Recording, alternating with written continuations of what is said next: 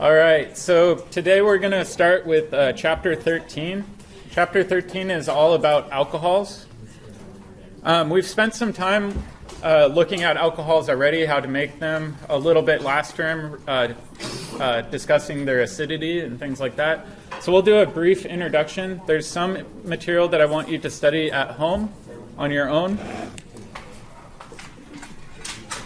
The one thing I do really want you to study at home is nomenclature.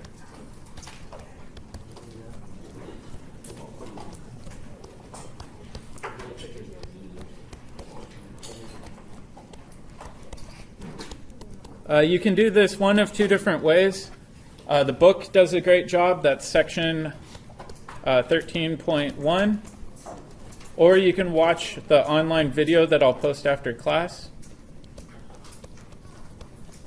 But you are expected to know how to name alcohols. On the next exam or quiz, there will be a nomenclature question, so you need to make sure that you study this on your own. I just want to primarily focus on the more difficult material today. So let's go back and briefly review the acidity of alcohols.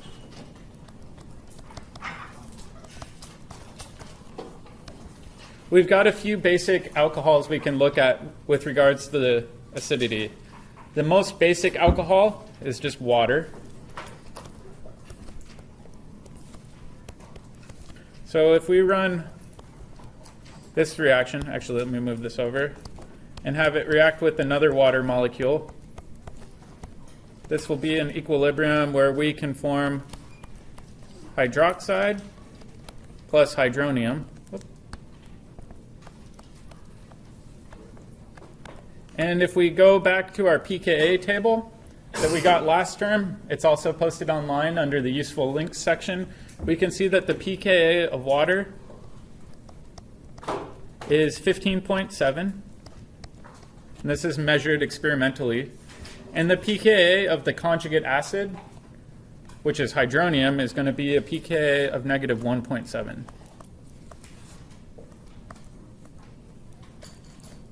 So which way is the equilibrium going to lie? Is it going to lie mostly on the right or the left? The left, exactly. So hydronium is obviously a much, much stronger acid than water, so it's going to drive the equilibrium to the left side of the reaction. The same trend is true for most other alcohols. So if we've got water reacting with some sort of normal alcohol, we can form a new charged species as well as hydronium. So what do we call OH minus on the top reaction? Hydroxide. What do you think we call RO minus? Alkoxide, exactly. So it's got an alkyl group on it, so we just call it an alkoxide instead of a hydroxide. And the alkoxide is the conjugate base of an alcohol. So I'm going to be referring to alkoxides quite a bit in today's lecture and the rest of this chapter. The pKa of alcohols is typically between 15 and 18, depending on that R group. And the pKa of the hydronium ion is still going to be negative 1.7. What R group is what changes it? That's a good question. So why might one R group make an alcohol more acidic than another R group? Think back to first term. Hybridization. So maybe hybridization. Resonance is another big one, but an alcohol typically has a long alkyl chain, so there's not a lot of resonance contribution. What's another one that starts with an I? Induction, exactly. So if that R group has maybe some chlorines or fluorines on it pulling electron density, that will change the pKa pretty dramatically. Another one that they talk about in the book is solvation. So if you have a really big, bulky R group, that changes the pKa as well because solvent has a harder time going in and accessing that proton. So that can actually change the pKa as well. So you can go back in and take a look at the section in the book or review your notes from last term regarding acidity trends and what affects those. But the main ones are going to be induction and resonance for alcohols. Let's take a look at another class of alcohols. This one is attached to a phenyl ring.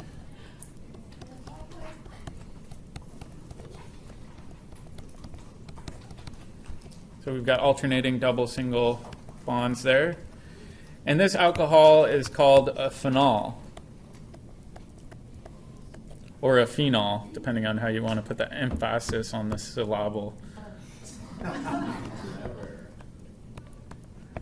And the conjugate base of this is a phenoxide anion. And do you think this is going to be more acidic or less acidic than a regular alcohol? More acidic. Why is that? Resonance, exactly. If we look at our conjugate base has resonance stabilization. And if you take the pKa of this alcohol, it is 9.95, so pretty much 10. And the pKa of our hydronium is still negative 1.7. So just like we said, this is stabilized via resonance.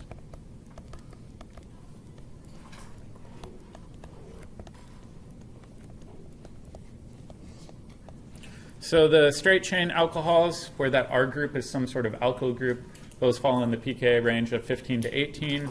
If we look at a phenol where we've got resonance stabilization through that benzene ring, the pKa drops to about 9.95.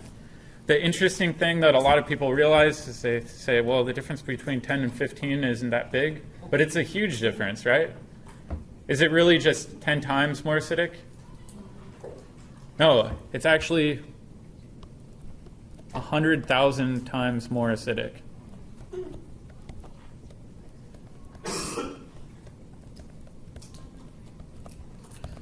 So we can do chemistry on phenols using much, much weaker bases to form our phenoxide than we would need for our alcohol. With our alcohols, we actually have to use fairly strong bases in order to deprotonate them. Let's take a look at some of our bases that we would need to use if we're trying to form our alkoxide anions.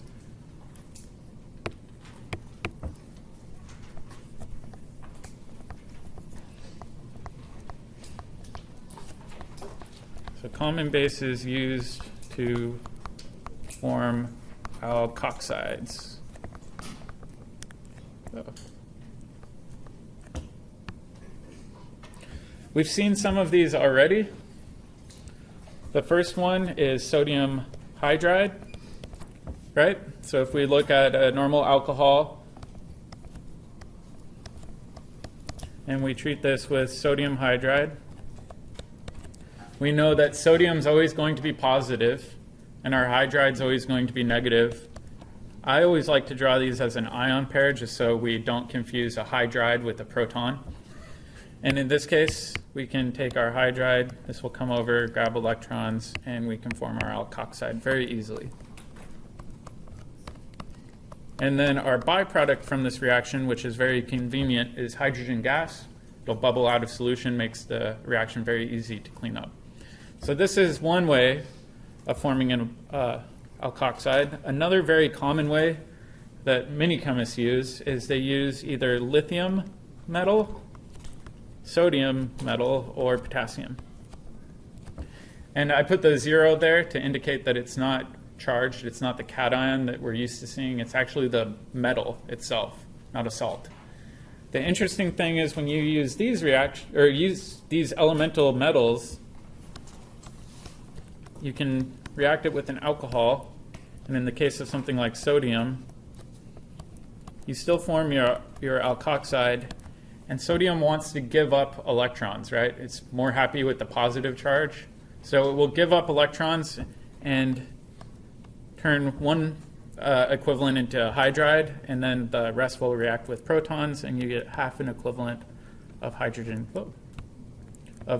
gas. This is the most common way in lab that people do these reactions. If you look at the periodic trends, which element do you think is the most reactive? Lithium, sodium, or potassium? Yeah, so if we look at the periodic table, we're going down the row. As we go down that row, they actually get more reactive. So if you are working with elemental sodium, all you need is a light coating of oil and you can actually cut it in the air. Potassium will actually react with the moisture in the air and start pulling protons off of the water in the air.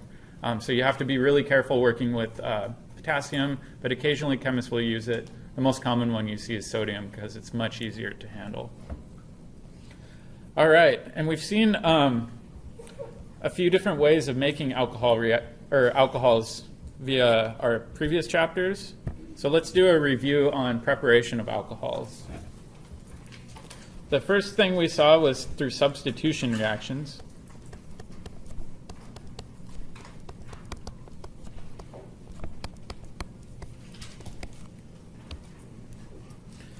And if we've got something like an alkyl halide, and we react this with sodium hydroxide, this hydroxide can come, do a backside attack, kick off our chlorine, and we can just do our normal SN2 substitution in order to get our alcohol. So this is way back from last term. Another method that's very similar to the SN2 reaction is what? Does anybody remember? What if we don't have a primary alcohol? What if we've got an alcohol that's so sterically hindered we can't do a backside attack on it? I heard somebody say substitution. What sort of substitution? SN1, right? So in these reactions, oftentimes all we need to do is heat them up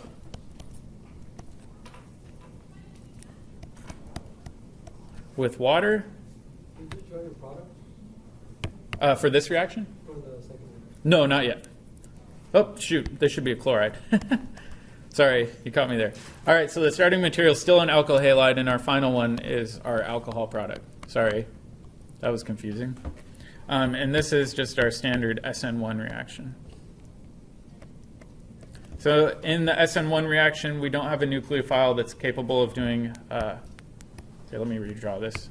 We don't have a nucleophile that's capable of doing a backside attack because it's too sterically hindered, so we can use just a regular weak nucleophile like water in order to get this reaction to go.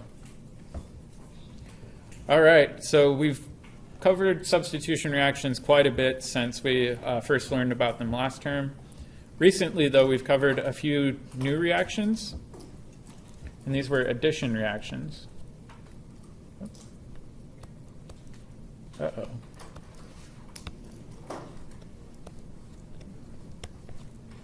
I don't know what's going on here. Let me try this again.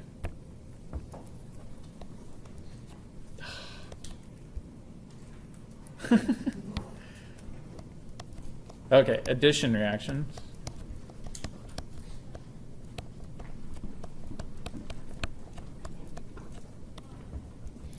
And with addition reactions, we know we can do this with alkenes. And we've got a few different routes. And so I'll draw in the arrows and you guys can help me fill in what reagents we need.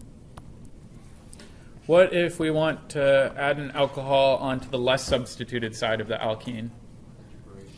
Hydride. What reagents would we need? BH3 with the THF. Yep, BH3, THF complex. And then what about our second step? Peroxide and hydroxide. Yep, peroxide and sodium hydroxide. So we can form an alcohol that way. What if we want to form an alcohol on the more substituted side of the alkene?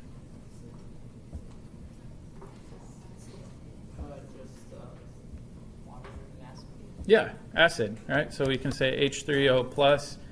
And in this case, we want to make sure that we don't have concentrated acid. We actually want to use dilute acid. What happens if we add concentrated acid? Yeah, we favor the elimination, so we'll drive the reaction in the reverse direction. The other method that we've seen but haven't used that often also installs an alcohol on the less substituted side, or the more substituted side. What reaction was that? Yeah, oxymercuration. So we haven't used it that much, but it's also a great method to use. So we've got HgOAC2 and water. And then in our second step, we reduce it off using sodium borohydride. Why would we use oxymercuration instead of acid catalyzed hydration? Yeah, prevent rearrangement. So there are some situations where we need to be careful about what reagents we use there. So we've seen addition reactions with simple alkenes. We've also seen addition reactions where we can go to a few different diols.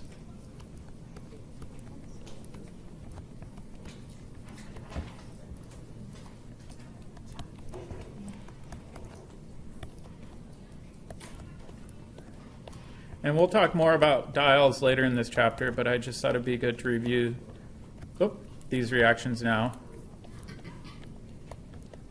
All right, so the top reaction, we've got syn diols.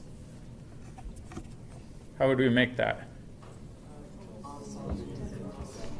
Yep. Osmium tetroxide followed by sodium bisulfate and water. And then what about for the bottom one? MCPBA followed by H plus and water. And we can actually have one alcohol and one ether or thiol depending on what we use in that second step. We don't have to use water there, as you guys saw. So we've already covered, let's see, 5, 6, 7 different ways to make alcohol. So we've got a pretty big toolbox, but we're going to add a few more reactions in there today. So what we're going to talk about today is preparation of alcohols via reduction. But before we get into talking about oxidation and reduction chemistry, we're going to do a little general chemistry review, because I know some people either forgot their oxidation rules or they didn't learn it the way that's very amenable towards using it in organic chemistry. So when we're talking about reduction, we're talking about the movement of electrons, right? With reduction, are we gaining or losing electrons? Gaining, right?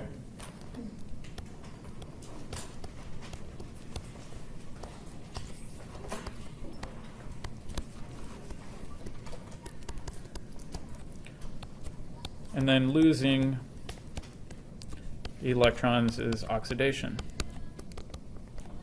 The way I was taught to remember this was Leo goes Ger. So losing electrons is oxidation, gaining electrons is reduction. The other one that some people use is oil rig. Oxidation is loss, reduction is gain. Whichever method works for you, just keep track of it that way. With organic chemistry, we try to look at the oxidation state of carbons, because chemistry, in my mind, is all about carbon chemistry, not those metals. And in this case, we have a special way of doing it for oxidation and reductions on carbons. So oxidation state versus formal charge. A lot of people get mixed up and they think that oxidation state for a carbon is the same as formal charge. It's actually not. So if we look at oxidation state, we're actually looking at ionic bonds or heterolytic cleavage versus formal charge, where we're looking at homolytic sharing of electrons. And I'll explain what I mean there. So first, let's start with formal charge. And I'm going to draw up my Lewis dot structures, pretty old school here.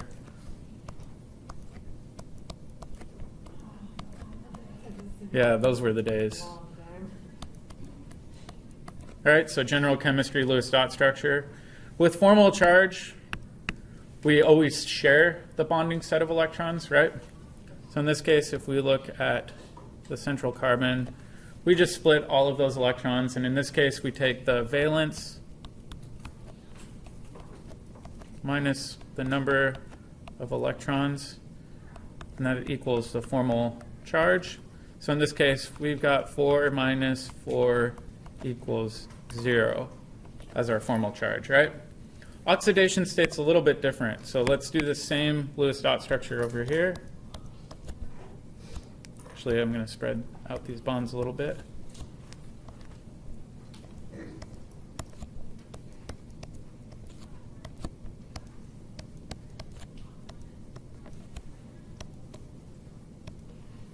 And for this example, at least, we're only going to be looking at carbon. We're not going to be looking at any of the other atoms. And we have to ask ourselves, which atom is more electronegative? Between the carbon and hydrogen, what do you think is more electronegative? Carbon, yeah. So I actually pulled this table up so we could take a look at it.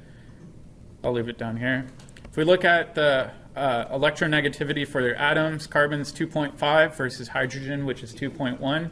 So that carbon actually has a slight net dipole pointed towards it, which means that carbon is going to steal both electrons. What about carbon versus oxygen? Which one's stronger? Oxygen. So oxygen will steal both of the electrons. So if we go through and we circle the electrons that now belong to carbon for oxidation state, it's only those, right? So we take the valence minus our number of electrons, and this equals our oxidation state. So in this case,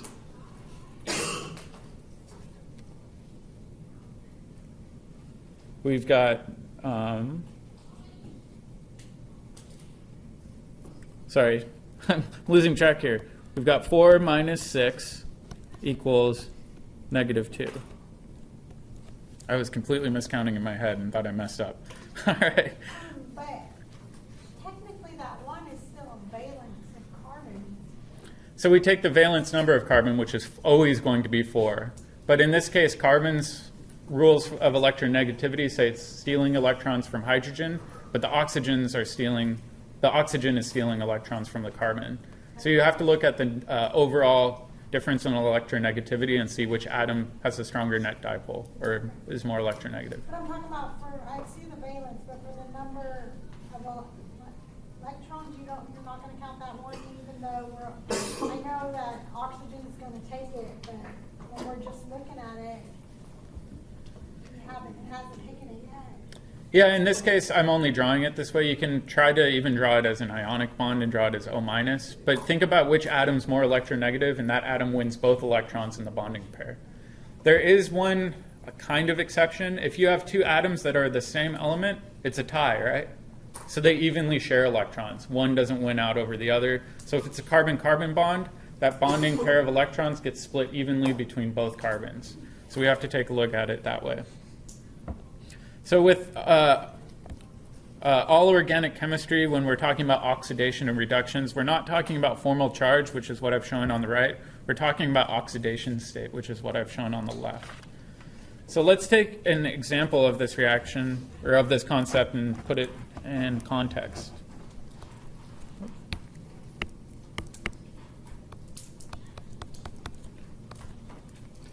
Let's say we've got CH3, and I'm even going to help you guys out with the dots here. Let me spread it out a bit. You guys can keep it the same if you want. I just want it to be clear on the screen. So we've got an aldehyde, right? I've just drawn out our old school Lewis dot structures. And in this reaction, we're going to actually change it all the way to an alcohol.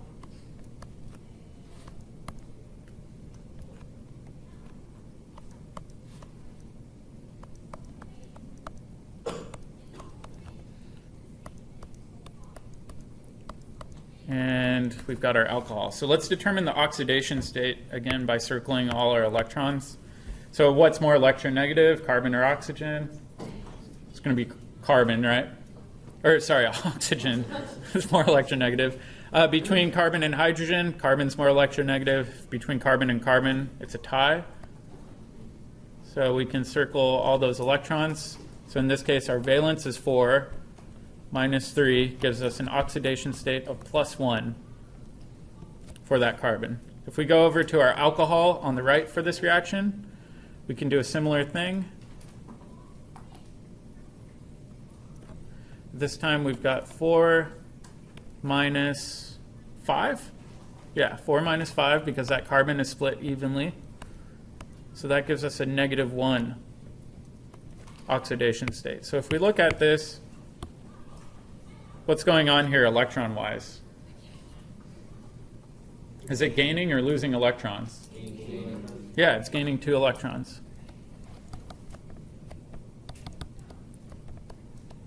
So this is a reduction. And we'll talk about what reagents we need in order to do that. But let's quickly do one more example so we've got this down. And this was something that I didn't think about at first when I was learning about alkene chemistry. But let's actually do this one.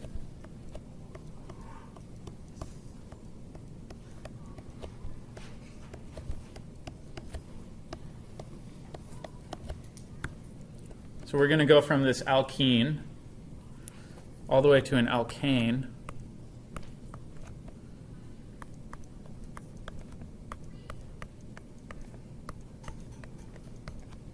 And I promise I'm going to be done with the dots after this.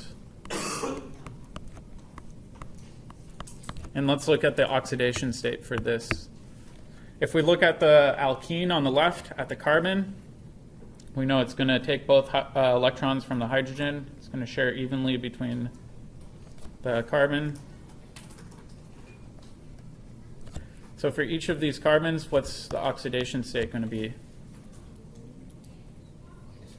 Yeah, -2. So we go 4 minus 6 equals -2. 4 minus 6 equals -2. So the oxidation state for each of those carbons is -2. If we look at this one, what would the oxidation state be? So we've got 2, 4, 6, 7. 4 minus 7 equals -3. And then we've got 4 minus 7 equals -3. So are we gaining or losing electrons? How many electrons are we gaining? Well, for the total set. Yeah.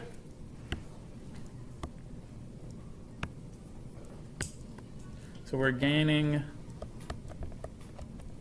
2 electrons, so this is a reduction. What reagents do we need in order to reduce an alkene to an alkane? Yeah, H2 and some sort of platinum. And we always called this a reduction, but we never really assessed why we called it a reduction. Some people mistakenly believe a reduction simply means that you're reducing the number of bonds from a double to a single bond. That's not entirely correct. The more correct idea of viewing this is actually that that carbon-carbon bond is gaining 2 electrons, and that's why it's considered a reduction reaction. That's the same reason why the dissolving metal reduction is considered a reduction, is that it's gaining electrons from that elemental sodium, and that's helping reduce it. So we have to think about oxidation chemistry for carbons a lot whenever we're doing these sorts of reactions. Let's talk about the reducing agents. So for this top reaction where we went from an aldehyde to an alcohol, I left the arrow blank, but we have to come up with some new reagents to use for this step, and we haven't seen them before.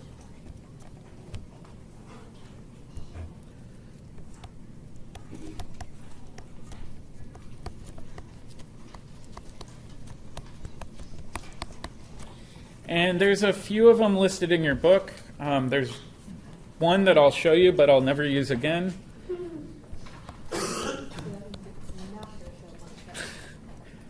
It's in the book, and I've talked to other chemists, and they don't understand why he puts it in here either. And I'll show you guys why. Platinum, palladium, or nickel. So just like we saw already, you can reduce double bonds and form your alcohol. And technically this does work. The problem is nobody uses it anymore because there are much, much better routes available. So no one does this. Yeah, the metals are expensive. There are much cheaper, easier to access methods available that don't require pressurizing hydrogen in a sealed vessel with catalytic palladium. The other problem with this reaction is what else will it do if you have an alkene around? It'll reduce an alkene as well.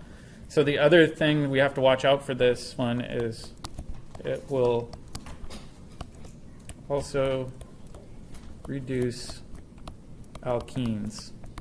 And because of this, people generally avoid it. It's not at all the preferred method. In fact, I don't even know why he included it in his book, but you'll see it in there occasionally. The other method that is way, way more common is you can take a ketone, and then we've seen this reagent before. It's called sodium borohydride, so NaBH4, and you can react this in any alcohol solvent. And when you do that, you can reduce that central carbon and form an alcohol. So this works with ketones. It will also work with aldehydes. So if we react this with NaBH4 and our alcohol, we still get an alcohol. The main difference being in the top reaction, we're going to get our secondary alcohol. And in our bottom one, we can get a primary alcohol. Can we get a tertiary alcohol using this reduction methodology? I see students try to do it occasionally. So let's take a look at what would be required for a tertiary alcohol.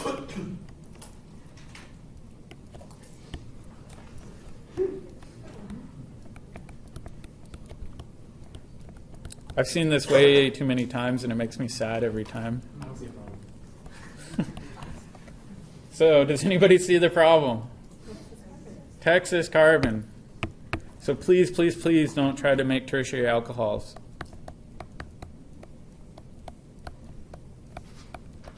I will write Texas carbon and die a little on the inside every time you try. Sodium. And in this case, it only works on aldehydes and ketones. No, I don't need the answer.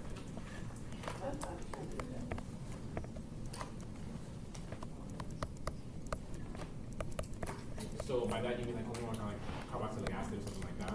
Yep, it won't work on a carboxylic acid. It won't work on an ester either. So you've got to really watch out to make sure that you've got a aldehyde or a ketone. They're much, much more reactive.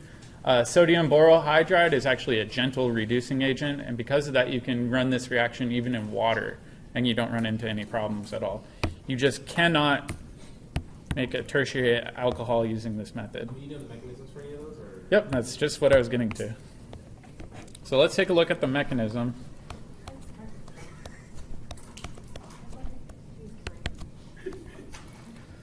The mechanism for this reaction is pretty straightforward. So let's just take a basic ketone like acetone. We know this could work if one of those methyl groups was replaced with a hydrogen, right? It works with aldehydes as well. And in this case, we've got a hydride source, so I'm going to draw the hydride in blue.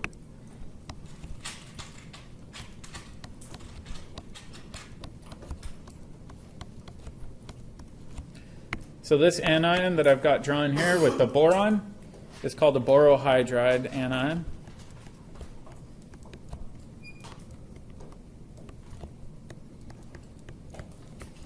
And it really, really wants to give up that blue proton. Specifically, it wants to give up that blue proton and its electrons. So what will happen is this bonding set of electrons between boron and that proton will be given up, and in this case, it wants to find an electrophile, right? So if we look at this ketone, it's got a net dipole going towards the oxygen, which means it's going to be an excellent electrophile. It wants those electrons from the hydride. So this will come up, attack that electrophile, and then this bonding set of electrons in that pi bond will get kicked up to that oxygen. And let's take a look at the intermediate that we get.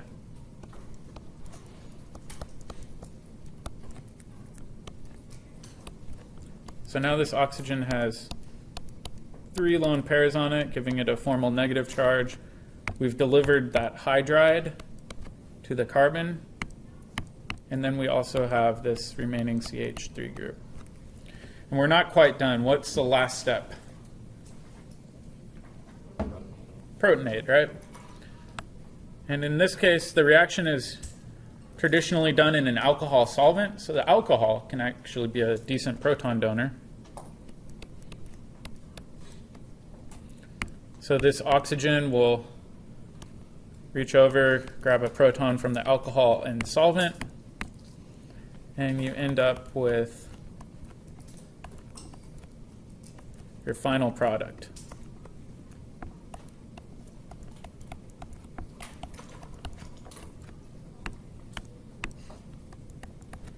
So it's a really excellent way of converting between a ketone and aldehyde and an alcohol. Now, somebody brought up the question of will that work with a carboxylic acid and ester, and I said no. There are some reagents that work with carboxylic acids and esters. So let's take a look at a different reducing agent. Can you explain why it won't work, or you talk something about it? We'll talk a little bit more about that later, but for right now, just know that aldehydes and ketones are much more reactive, so you need a weaker reducing agent. So the other reducing agent is called lithium aluminum hydride. So these are reducing agent for carboxylic acid.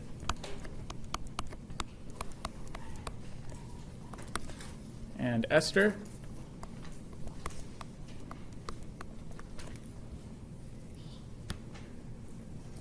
And it looks a lot like sodium borohydride, but in this case, you can have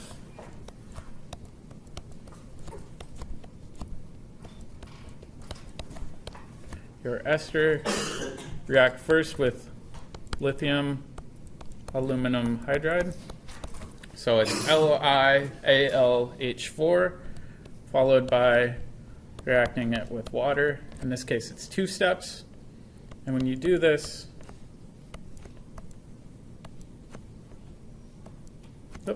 excuse me, you end up forming a primary alcohol.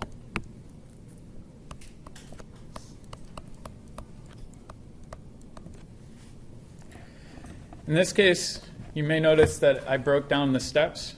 If we look up at the sodium borohydride reaction, I didn't have a 1 and 2.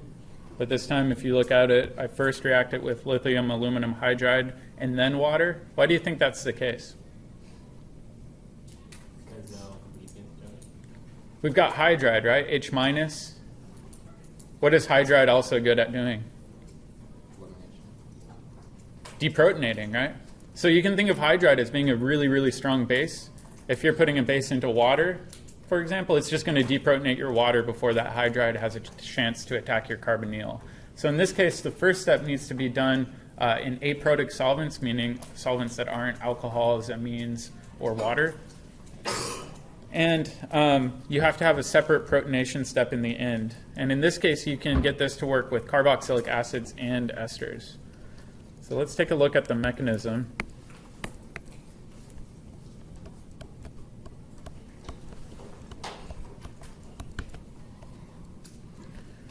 So here we've got our ester. Again, I'm going to draw out the central carbon.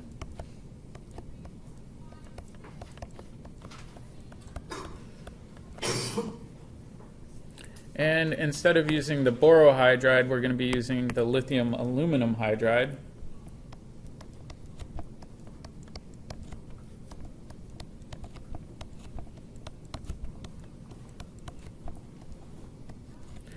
I'm going to keep it blue to keep it consistent with our last mechanism. So the one I had drawn above was an ester. This will also work with carboxylic acids, and we'll cover that mechanism later. But let's first focus on the ester reaction. So in this reaction, we still have that net dipole between carbon and oxygen. This bonding set of electrons between the aluminum and blue hydrogen will both get transferred up to that carbon, and again, kick up our electrons.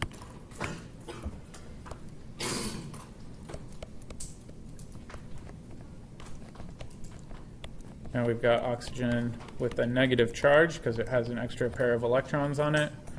We've got our blue hydrogen added in. And we've got this oxygen with the methyl group coming off of it. Now we're not quite done. We can't just throw in water and quench it and get our alcohol. There's one more intermediate step. This oxygen's not very happy with the negative charge. This is a very high energy intermediate.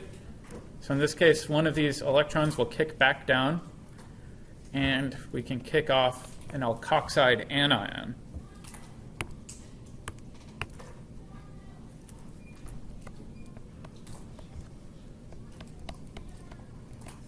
That other class is noisy over there. It's not the class. Fair point. And then we form our alkoxide anion. So in a way, that alkoxide anion that got pushed off is acting like a leaving group, right? And so we form an aldehyde intermediate. Now, if we have excess lithium aluminum hydride, we can do this one more time, right?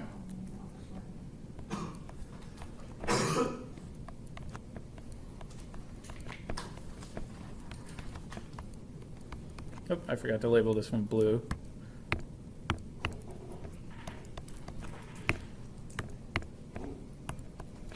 So again, we can have this hydride pack in, kick up electrons.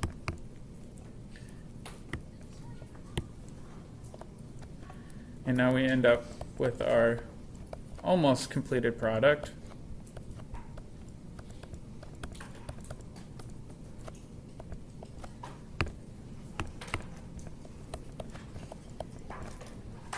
What's our last step going to be?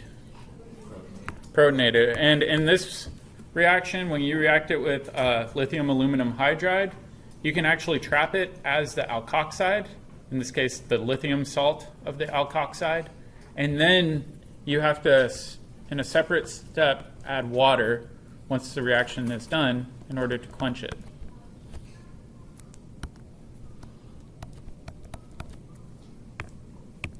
So this oxygen will reach over, grab that proton, kick off electrons onto that oxygen.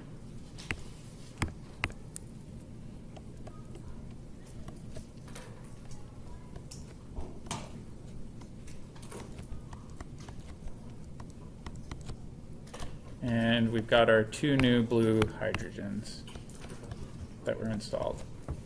Yep.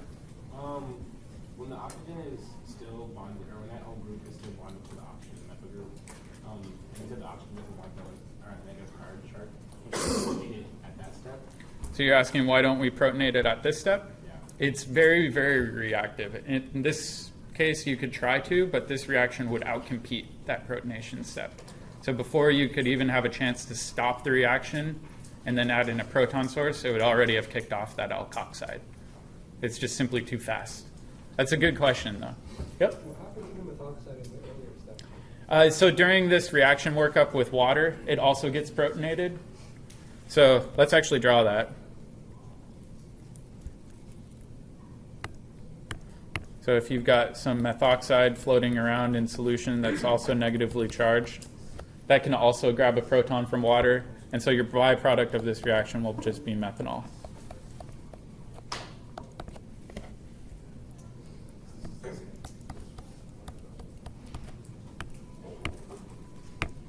So it would come over, grab that. And methanol evaporates really easily. You can just let it evaporate off. But oftentimes primary alcohols, especially longer ones, have a higher boiling point, so they take longer to evaporate, and you can actually recover them. The interesting thing with this reaction is if we compare lithium aluminum hydride, in this case, I'm not showing the lithium salt, but the lithium salt will actually pair up with this negatively charged oxygen. In that sodium borohydride reaction, it pairs up with sodium. In this case, the lithium makes a very, very big difference. If we look at the periodic table, is lithium smaller or bigger than sodium? Smaller. That actually helps facilitate the reaction because lithium is a better Lewis acid. It really, really wants those electrons from that negative charge, which helps that step here where we're transferring a hydride to the carbon. It helps facilitate that because immediately that oxygen is stabilized by a very strong Lewis acid, which in this case is lithium. So that explains the majority of the difference between the reactivity of lithium aluminum hydride versus sodium borohydride. The mechanism for carboxylic acids is a little bit more challenging, and we're going to skip that for now.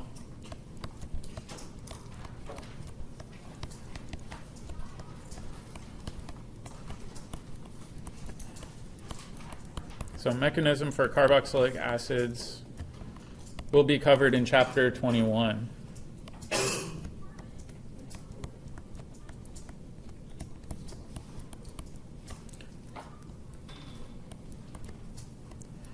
And in this case, what I was just talking about with the Lewis acidity of the lithium, it actually does quite a bit more in the reaction with carboxylic acids than it does with esters. So if you want a sneak peek, you can open up chapter 21 and take a look at it.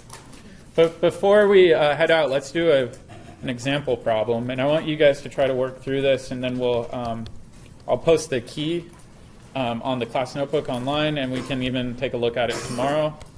This is a nice one from the textbook.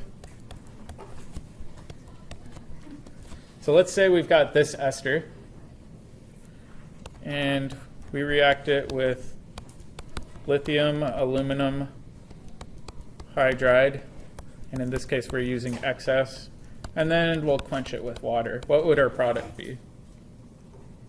Would it open up? Yeah, try to go through and do the whole mechanism and see what it would look like.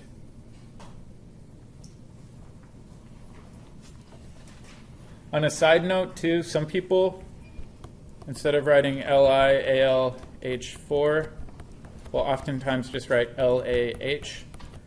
They're the same thing. Some people just shorthand it and write LAH, so you may see it written both ways in the books.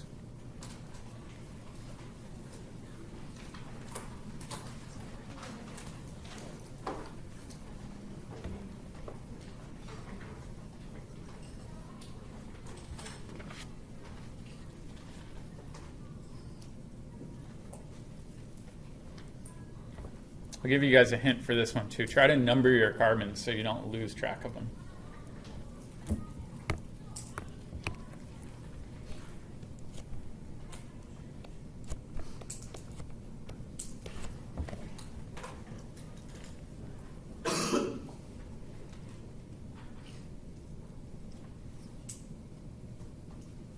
Does anybody have an idea of what happens to the carbon or the oxygen on carbon 1?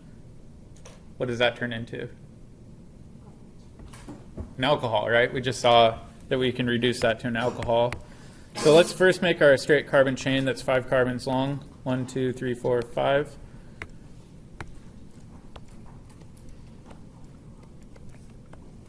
On the carbon 1, we know we can convert that to an alcohol. Carbon 5, we've got 2 methyl groups. So I'll draw those both there. And then what about that oxygen that's also attached to carbon 5? What's going to happen to that?